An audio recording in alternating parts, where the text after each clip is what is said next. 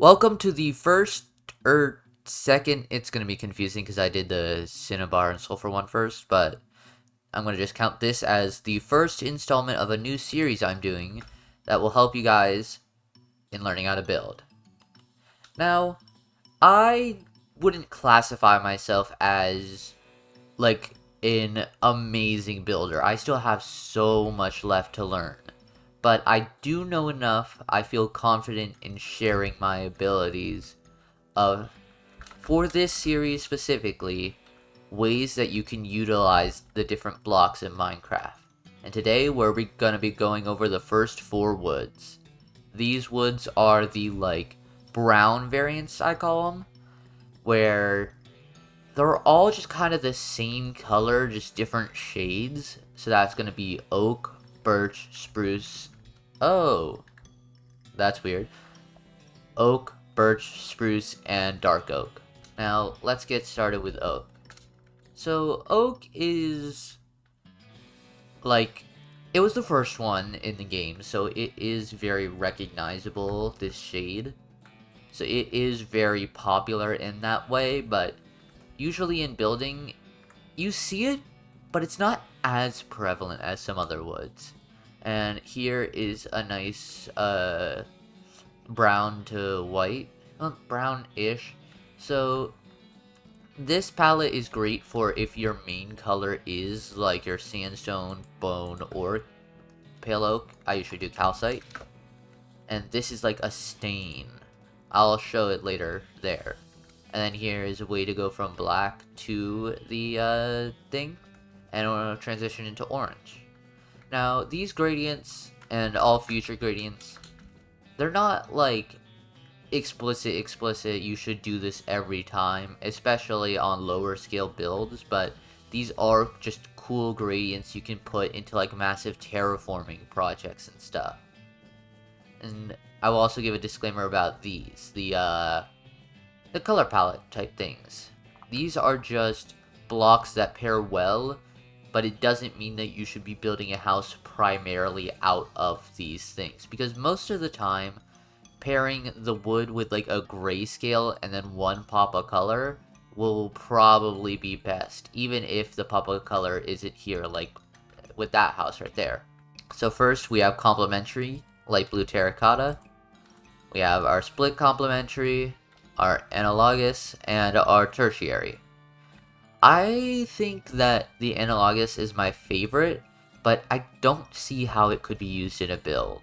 But that's you can find it out yourself if you experiment. But here's our first demonstration of that effect I was talking about earlier with the staining, where you can make it look like water has run down here and gradually stained these parts more than others.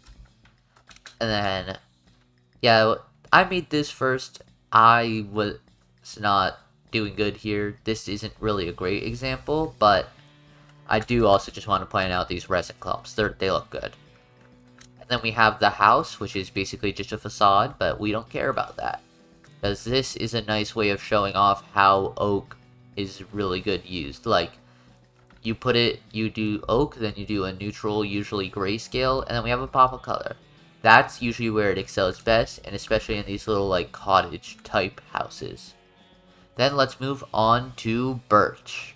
So birch gets a lot of flack. It usually is one of the more like hated things. A lot of people call it ugly.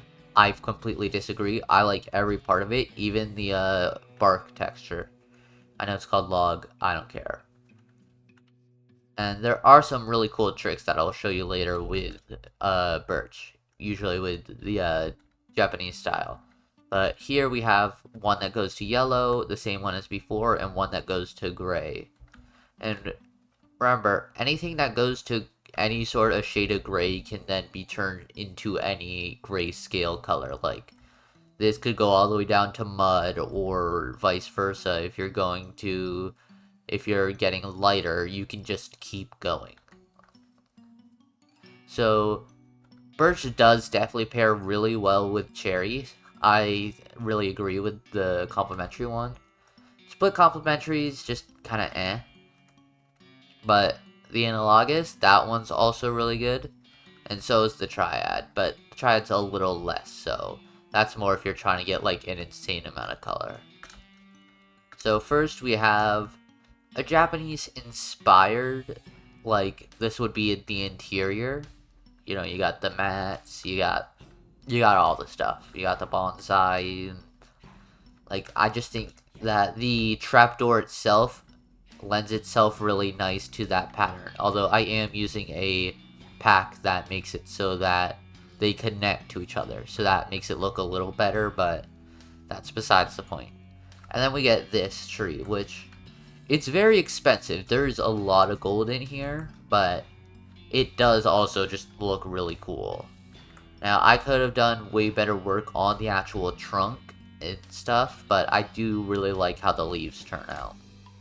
And just simple build, where you take a gray, like before, you take the, I can't speak, gray scale, and mix it with the color. Those always turn out well.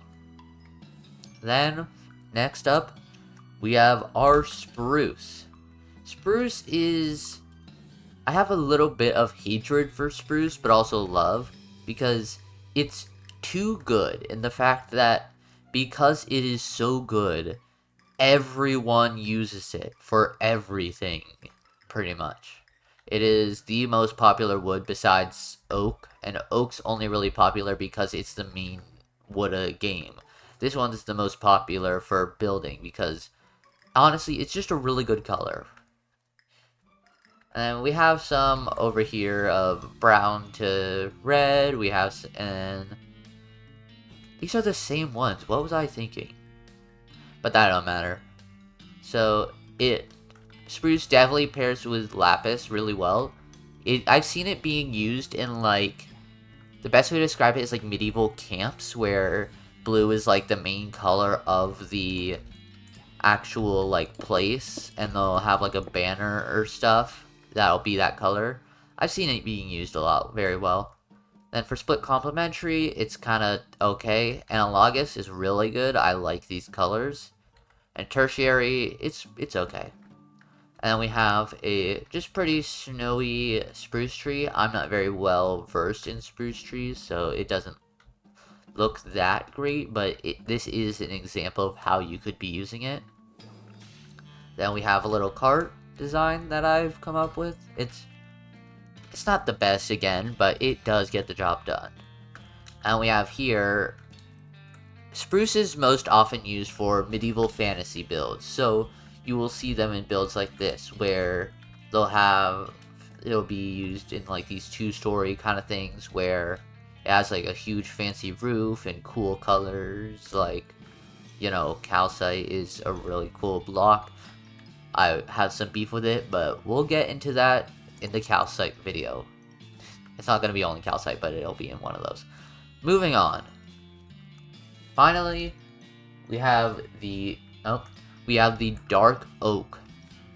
Dark oak is very cool. I like it a lot. It is a shame that most people just don't really use it that much.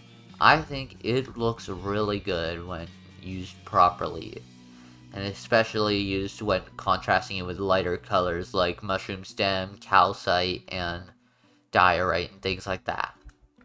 Then over here we have one where it goes from the brown to the red, brown to the green, and brown to the white? Whatever we call it. Where it's just all the different log types.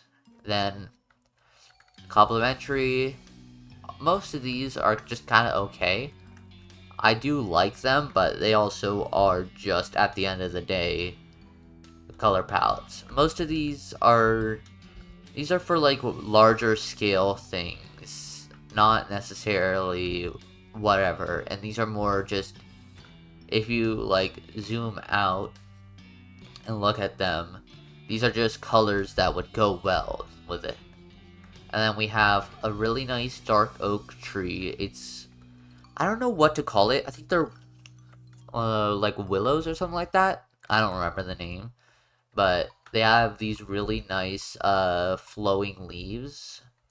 I really like looking at those types of trees, and how like I like how I did the leaves very rounded. I think it looks really good that way. And we have just a little boulder to add to the scene.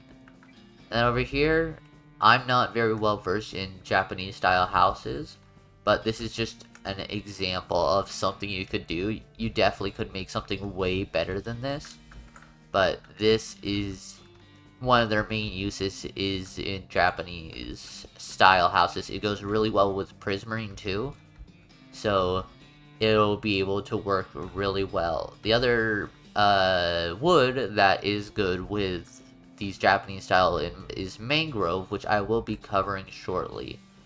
If I can see where it is. Yeah, it's not there. It's over here somewhere. Yeah, it's that second one over there.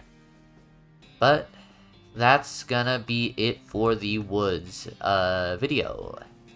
Hope you enjoyed, and see you next time. Leave any suggestions in the comments below for what you guys may want to see.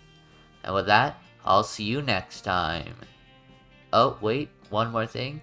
I've been making this series just to kind of speed up my workflow, where I will still be working on the main episodes and stuff in between these. Like, while I'm working on these, I'll still be making the other episodes, but these are gonna be a faster turnaround time, I guess. So I can push these out so that it's not just disappearing for a month and then coming back, disappearing for a month and a half, coming back. I'll be able to post semi-weekly, and then once it comes to the summer, I think I can put this series on pause so I can fully focus on the survival world, because I'll have enough time to be doing that. But anyways, that's gonna wrap it up for this video. Hope you enjoyed, and see you next time. Bye!